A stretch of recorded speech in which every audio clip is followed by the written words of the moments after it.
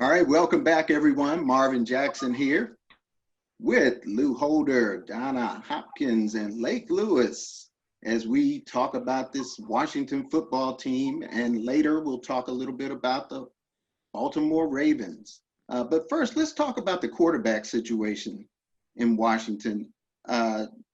Lake, you're pretty close to Mr. Haskins.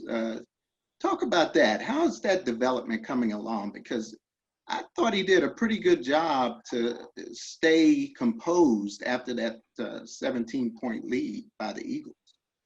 Yeah, he did. And it was what he did at halftime, actually. He gave the team a rousing speech from all indications, from the coaching staff to the players. He said that he showed tremendous leadership in keeping his team from, feeling down at halftime. He told them that last year in Philadelphia, they were the ones that were ahead and feeling good about themselves, and the home team came back and won. So he said that this year they were the home team, and there's no reason for them to feel like they're anybody's little brother. They needed to go out there and take care of business, and they did that.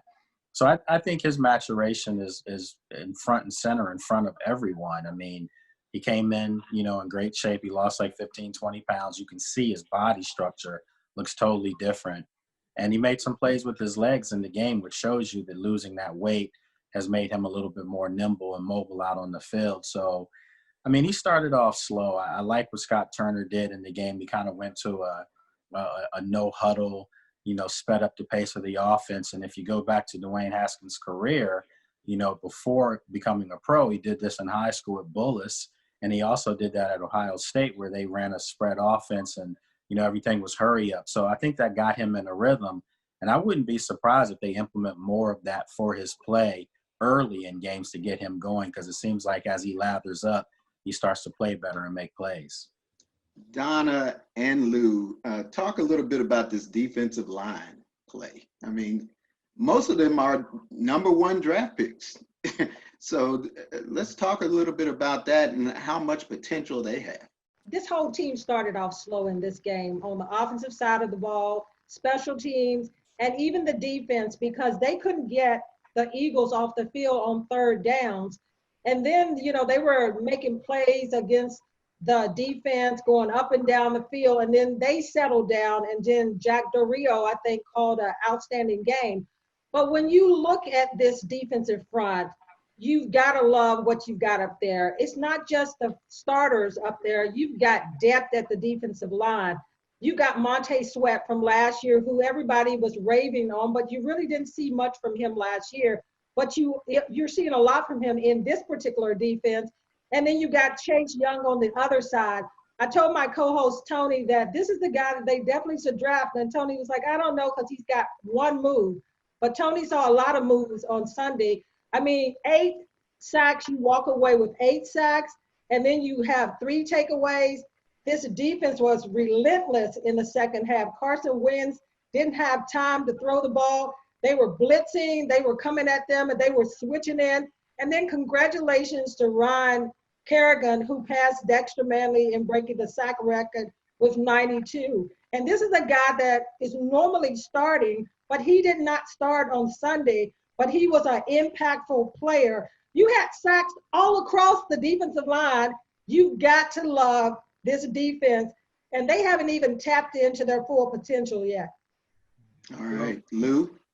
So we all remember when Sean Taylor was here, and we said that was the one player that you had to game plan for with the Washington then Redskins, right? We haven't had a player or a unit that you've had to game plan for since Sean Taylor. And it was so good after so many bad years of football and all those high draft choices for them all to come together. It was like Donna and Lake was saying, it was a swarm. I mean, now Carson Wentz and the Philadelphia Eagles and their offensive line, I think Lake looked at me in the press box. We were like, look, no excuses. Look, they were playing everybody was playing football, and they were up at halftime.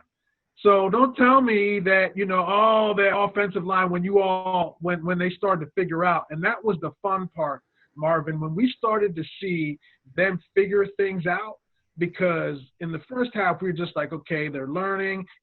We basically were saying this is a preseason game because they haven't seen anything yet.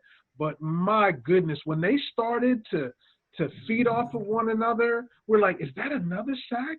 It was so good to see the defense control the game, right? It's like, defense wins championships, and it's so good to see a defense. Since Sean Taylor had that one person had that impact, now it's multiple players having impact, and you're not going to be able to stop all of these guys. Somebody's going to get home, and somebody's going to get to the quarterback, and that is very crucial because that feeds on that offense, and then everybody else started to gain more life and more confidence. So kudos to Jack Del Rio and the game plan, and I think this franchise is better served with no name and no people in the stands because it was all about football. It wasn't about hail to the Redskins afterwards and chants and bands and cheerleaders.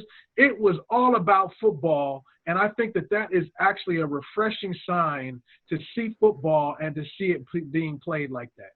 I think that it also having that great defensive line, aggressive like that helps that secondary. As you can see, those 2 interceptions and a couple of bad passes by Carson.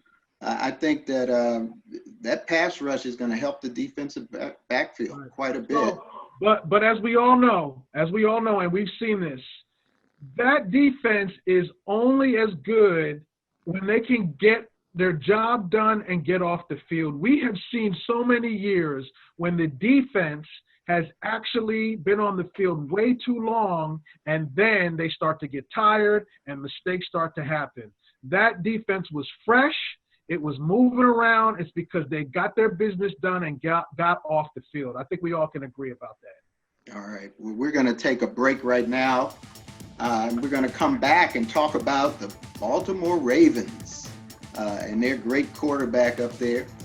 So let's take a break. We'll be right back with Lou, Donna, and Lake.